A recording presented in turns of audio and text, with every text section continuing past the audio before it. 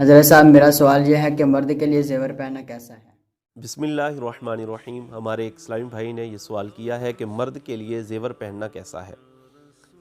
بات یاد رکھیں کہ مرد کے لیے مطلقاً زیور پہننا ناجائز ہے۔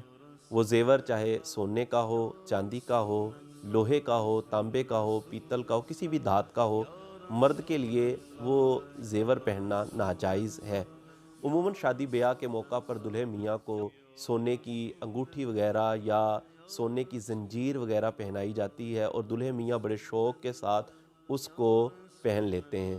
اور یہ بات یاد رکھیں کہ یہ انگوٹھی پہننا یا وہ زنجیر پہننا یا گانی پہننا یہ اس کے لیے جائز نہیں ہے، ناجائز ہے۔